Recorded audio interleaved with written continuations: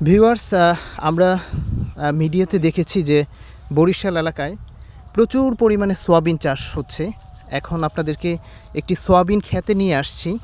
আমরা এই সোয়াবিনের বিষয়টা আজকে আপনাদেরকে দেখাবো। এই যে এগুলো হচ্ছে এগুলো কি বানায়? এটা সয়াবিন।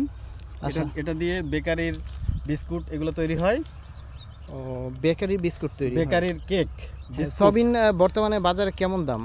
এটা ভালোই প্রোটিন এবং এটার দামেও ভালো, চাষেও ভালো। মানে কৃষকের অনেক উৎপাদন ভালো এবং খরচ কম। ও, মানে এই বরিশাল এলাকায় তো প্রচুর দেখতেছি এই সয়াবিন চাষ করে। এটা আমার মনে হয় যে নদী এলাকাগুলোতে হ্যাঁ, চর এলাকায় সয়াবিনের ইয়াটা চরের ভিতরে এগুলো ভালো উৎপাদন ভালো হয়। হয়, ভালো উৎপাদন আমরা হয়। যে বিভিন্ন এলাকায় যে ঘুরি দেখি যে সব জায়গায় এই সয়াবিন, এটা বাংলাদেশের একটা অর্থকরী ফসল হয়ে উঠছে মনে হচ্ছে। তো আসলে এই যে সয়াবিন দেখালাম, এগুলো বর্তমানে বাজারে প্রচুর চাহিদা রয়েছে। এই যে দেখুন, বিস্তৃত চর জুড়ে, এটি বরিশালের হিজলাতে অবস্থিত, ব্যাপকভাবে এই সয়াবিন চাষ হচ্ছে। এটা এই হিজলার যেই জায়গাটিতে আছে এটি হচ্ছে খৈলার চর।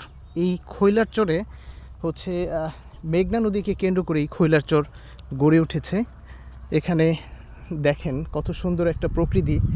একপাশে হচ্ছে মেঘনা নদী, আর মেঘনা নদীর তীর ধরেই এই সয়াবিন যেই বিস্তৃত চর রয়েছে সেখানে চাষ হচ্ছে।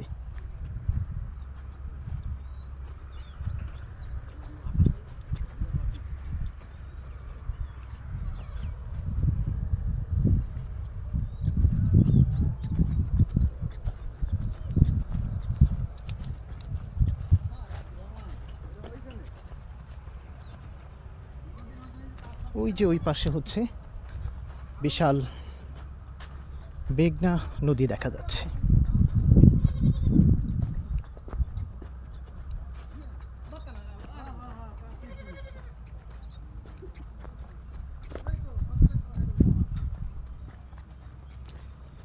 নদী তীরবর্তী চরের দৃশ্য।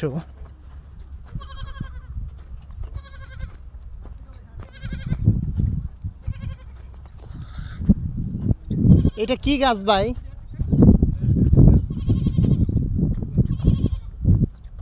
এটা কি গাছ বলে? ও, এটা দিয়ে কি করা হয়?